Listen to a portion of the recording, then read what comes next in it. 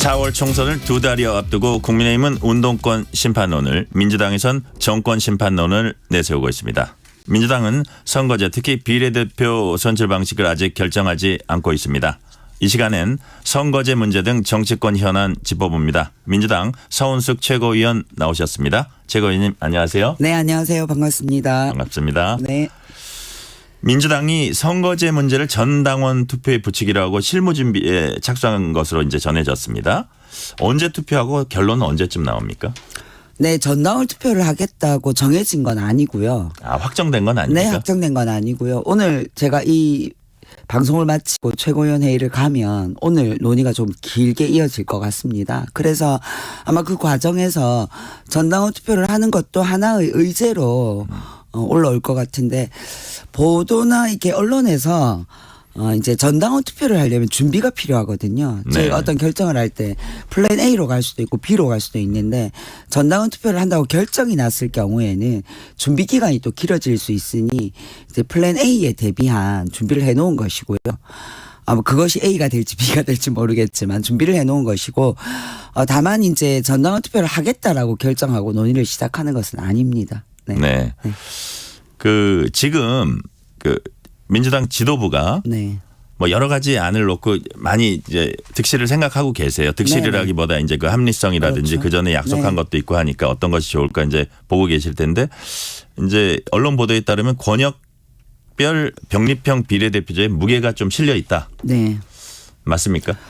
네, 권역별 비례대표에 대한 논의들, 그리고 또 그것이 일정하게 지금의 유용성 이런 것들에 대한 긍정적인 의견들은 많이 있습니다. 네네. 다만 이제 권역별 비례제를 한다 하더라도 이중 등록에 대한 합의는 국민의힘과 잘 안 되고 있는 것 같아요. 그래서 이 문제에 대한 조금의 이견들이 있고요. 뭐 사실 이제 뭐 여러 가지 선택이라고 얘기하시는데 아주 간단하죠. 뭐 병립형 권역별 비례를 선택할 것인지, 아니면 연동형으로 가면서 권역별 비례대표를 할 것인지, 이것이 결국은 뭐 핵심이 아닐까 하는 생각이 드는데요. 그 게임의 룰 두 개 중에서 어떤 것을 택해야 명분과 실리를 다 취할 수 있을지 가장 고민되는 지점입니다. 그렇군요. 네. 이게 이제 확정되진 않았지만 뭐 검토 대상 중에 하나인 전당원 투표 얘기를 조금만 더 해볼게요. 네. 이게 얼핏 보면 이제 민주적인 것 같지만 네. 지도부가 까다로운 문제를 회피하는 방식으로도 활용된다, 이렇게 네. 이제 비판이 있고, 또 이게 완벽한 결정을 하는 어떤 전당원들에게 어떤 결정권을 준다기보다는 약간의 힌트를 줘가지고 네. 그쪽으로 간다는, 이제 뭐 어떤 몰이라는 표현은 좀 그렇더라도 그런 약간 부정적인 지적도 있더라고요. 그래서 최근에 이제 있었던 일이 80여 명 그 의원들이 연동형 비례제 그 재차 이제 그걸 계속 해야 된다, 이렇게 네네. 촉구를 하자. 네네. 정청래 최고위원이 이거는 이제 자선 사업이 아니다. 전당원 투표 가자, 이렇게 아마 의원들 단톡이나 뭐 이런 데서 그렇게 말씀을 하셨나 봐요. 네. 본인 의견으로 그렇게 공개적으로 밝히셨죠. 그러니까 이제 정청래 최고위원의 비중이나 이런 걸로 볼 때 사람들이 이제 저쪽으로 가지 않나 생각을 한 것 같아요. 네. 예, 그래서 그런 식의 어떤 그 핵심, 그 지도부가 결정해야 되는 거를 회피하는 방식, 거기에 대해서 어떻게 생각하세요? 그 사실은 이제 이게 민주당이 지금 당원을 들러리로 생각하진 않거든요. 네. 그리고 이것은 의원들도 관심이 많지만 당원들도 굉장히 관심이 많습니다. 지지자들도 마찬가지고요. 네. 이것이 이게 얘기가 된 지 굉장히 오래됐잖아요. 굉장히 복잡한 선거 제도이지만 사실은 이제 핵심을 들어가 보면 그렇게 어려운 것도 아니에요. 그 과정에서 많은 우리 당원들이 이미 학습이 되어 있어요. 여러 가지 제도에 대한 장단점, 그리고 지금 민주당이 어떤 선택을 해야 될 건지에 대한 학습도 되어 있고 여러 가지 관심도 많이 있습니다. 네. 그래서 저는 전당원 투표를 한다고 해서 이게 뭐 당원들의 뜻에 일방적으로 따른다거나 혹은 이렇게 뭐 추수해서 따라가는 그런 건 아니라고 보고요. 여러 가지 이제 결정하는 방안 중에 하나가 될 수 있겠죠. 뭐 만약에 이걸 이제 정청래 최고위원이 미리 제안하지 않고 우리 안에서 당원들의 뜻을 한번 물어보자라는 의견이 나왔다면 또 다른 차원에서 얘기될 수 있겠지만 전당원 투표에서 결정 나는 것과 지도부의 생각들이 일정하게 합치된다면 저는 이것이 우리 당이 중요한 결정에 대한 당원들의 의견을 묻는 시스템을 만들어 나가는 하나의 과정이라고 생각합니다. 뭐 이게 갑자기 전혀 논의되지 않고 있다가 당원들에게 묻겠다 이런 건 아니기 때문에 지금 민주당은 어쨌든 예전과 다르게 중요한 문제 그리고 당원들이 관심을 많이 가지고 있는 문제에 대해서는 당원 투표를 앞으로 저는 더 많아질 거라고 생각하거든요. 뭐 그런 측면에서 그런 과한 뭐 이 생각보다는 당원들의 뜻을 묻는다라고 봐주시면 좋을 것 같고요. 여기서 또 말씀드릴 것은 결정되지 않았다라는 말씀을 드리겠습니다. 아니 근데 네. 이제 일반인들이 이렇게 언론을 접하면서 깜짝 놀랐던 게 이제 정성호 의원이 이거는 결정이 어려울 때는 대표가 손해보는 선택해야 된다. 그 국민과 당원들 설득하는 게 올바른 태도다. 그리고 가장 발언이 셌던 분이 유인태 전 사무총장이에요. 네. 그래서 뭐 천벌 받을 짓은 전부 당원 투표를 한다 이렇게 좀 네. 어떻게 보면 아주 센 발언을 하셨는데 네. 그러면서 이재명 대표를 상당히 좀 걱정하는 말씀을 하셨어요. 네. 그 전에 이제 불체포 특권 그것도 좀 그 뒤집은 측면이 있는데 이것도 또 그러면 정말 어떤 앞으로의 정치 일정이 아마 좋지 않을 거다 이러고 좀 경고를 하셨거든요. 그 또 하나가 뭐가 있냐면 제가 본래는 질문을 나눠놨던 건데 너무 이 질문 오래 하는 것 같아요. 뭉쳐서 하나로만 그냥 끝낼게요. 이 질문은. 또 하나 뭐가 있냐면 그 옛날 사례가 있어요. 예를 들어서 그 오거돈, 박원순 약간 성비위로 사실은 그 새로 치러지는 선거인데 당원까지 무력화시키면서 그때 사실 결과적으로 전당원 투표에 의해 가지고 그게 다시 그 출마를 하는 그런 그 결과가 나왔던 몇 가지들이 있거든요. 그런 걸 종합적으로 하면 아마 유인태 사무총장 이런 분들도 이거는 안 되는데 이러고 걱정을 하는 게 아닌가 싶어요. 지금 이게 어떤 선거제도라는 게 최선의 선택을 찾아가는 과정은 아니잖아요. 이미 이게 게임의 룰을 정하는 것인데 어떤 룰을 정하더라도 여러 가지 이제 이 장단점들이 다 있고 또 득실을 따졌을 때 각각의 다 득과 실이 있는 거예요. 그래서 저는 이제 유인태 그 전 의원님 같은 경우에는 당원 중심의 정당 생활을 잘 안 해보셨기 때문에 아니 그냥 뭐 지도부 정한 대로 정하면 되는 거지. 뭘 그걸 당원들에게 물어 이렇게 그 책임을 회피한다고 생각할 수도 있다고 생각하지만 사실 저는 그거는 좀 견해가 다르시군요. 예, 과한 생각이라고 보고요. 옳은 선택이든 국민의 선택, 당원의 선택을 때로는 따라가거나 존중해야 될 필요도 있다고 생각을 해요. 저도 지도부로서 굉장히 이 문제에 대한 고민이 많기는 하지만 어떨 때는 내 생각에 이게 다 맞나라는 생각이 들 때가 있어요. 그리고 집단 지성의 힘이라는 것이 이제는 한두 사람의 판단보다는 오히려 집단 지성의 선택이 옳을 수도 있고 또 그것을 결정함으로써 그 이후의 과정을 만들어 나가는 것도 저는 있다고 생각하거든요. 그런 어떤 과정으로 봐주셔야지 이게 어려운 문제니까 당원에게 묻는다. 회피하려고 한다. 이렇게만 보면 앞으로 이제 당원 투표를 할 때 어떤 당원 투표 의제가 올라오더라도 저거 지도부가 회피하는 거 아니야? 이렇게 볼 우려들이 좀 있다고 생각하고요. 그런 측면에서 오늘 말씀하신 그런 여러 가지 걱정들을 담아서 아마 지도부에서 고민하지 않을까 생각하고요. 주신 말씀 오늘 또 회의 때 잘 반영하겠습니다. 치열한 논쟁이 있을 것 같아요. 네, 맞습니다. 네.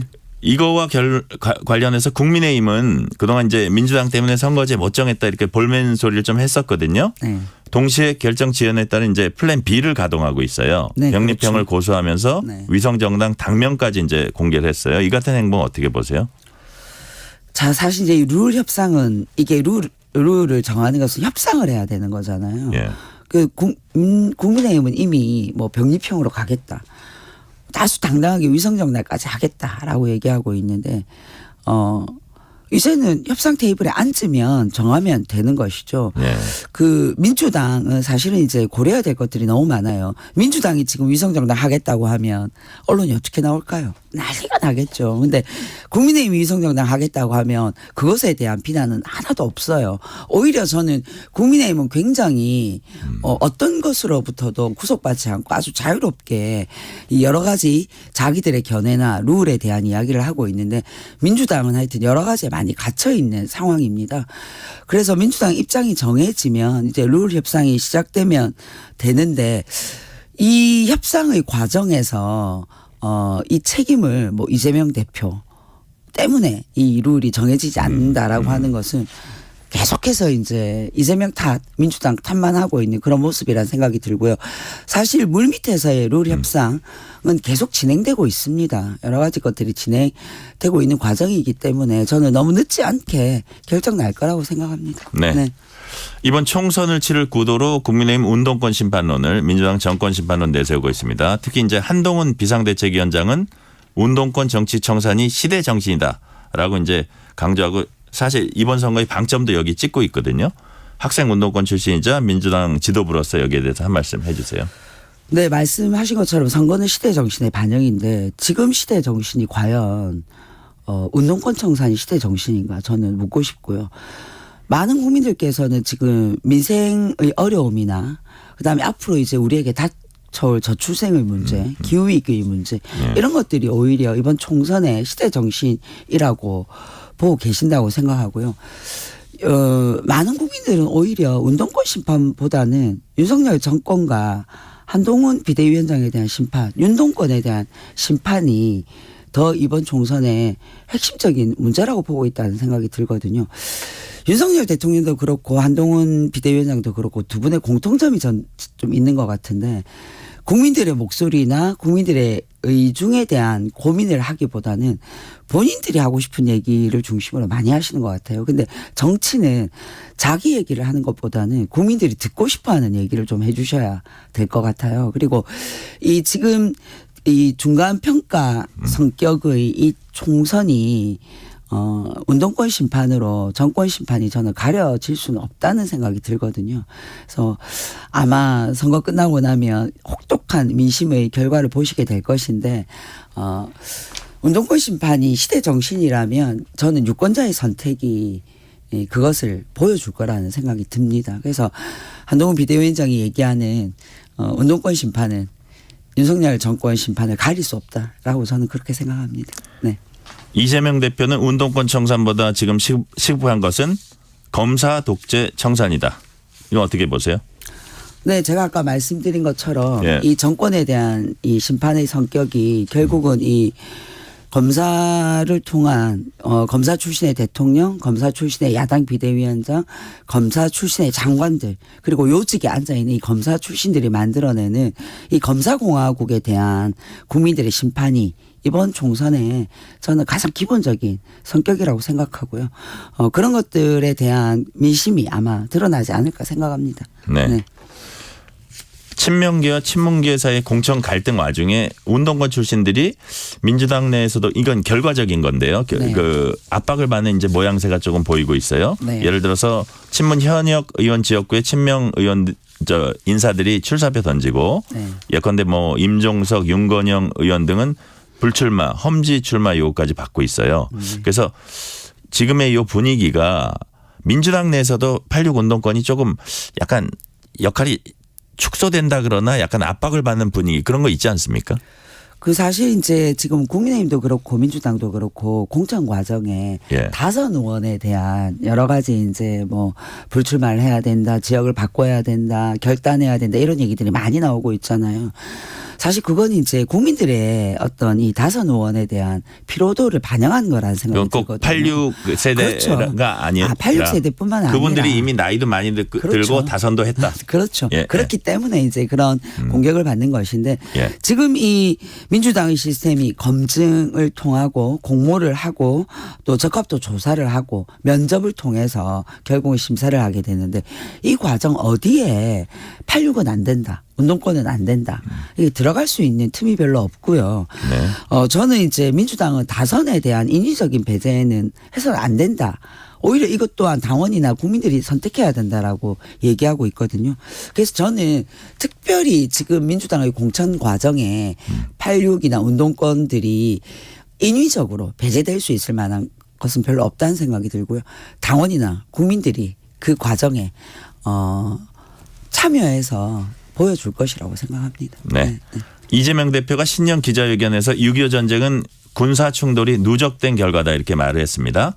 여기에 대해서 국민의힘은 6.25 전쟁은 북한의 남침이 분명한 건데 이재명 대표가 역사적 사실을 왜곡하고 있다 이렇게 강하게 반발하고 있어요. 이 문제는 어떻게 보세요? 뭐 저는 이제 맥락만 잘라서 이렇게 얘기할 문제는 아니고요. 저 북한의 남침해에서 일어난 것은 기본적으로 우리 국민들이 다 알고 있는 사실이고요. 예. 이 결국은 평화를 강조하기 위해서 이 평화로 가기 위한 과정에 전쟁 억제나 또 전쟁이 일어나서는 안 된다라는 것을 강조하기 위한 말이었다고 생각합니다. 아, 네. 그렇군요. 네. 이재명 대표가 어제 직접 공천 면접 심사대에 섰습니다. 네네. 그래서 이제 다른 사람과 똑같이 한다 했는데 또 여기에 대해서 또 비판하는 분들은 그 공천 기준에서 음주운전을 뺐다. 네. 이 부분이 이 대표 위한 맞춤형 요번에 이제 공천 기준 아니냐 이런 또 네. 지적도 나오거든요. 이건 어떻게 보세요? 그 지금 도덕성 검증과 관련해서는 당의 어떤 이 딱 규칙이 정해져 있습니다. 공식이라고 할 수 있는데요.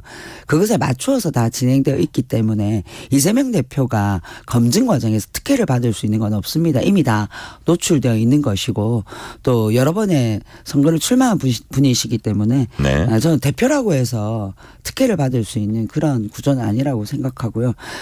면접도 당연히 이제 면접을 받아야죠. 공천 심사를 하신 분이 신청을 하신 분이기 때문에 네, 그렇게 보고 있고 이 민주당의 이 진행되는 과정들이 굉장히 뭐 암실에서 진행되는 것 같지만 그렇지 않습니다. 굉장히 투명하게 공개되고 또 제1을 신청하거나 2를 신청할 수 있는 시스템까지 갖춰져 있기 때문에 대표라고 해서 저는 여기서부터 어떤 특혜를 받을 수 있는 건 없다고 생각합니다. 네. 네.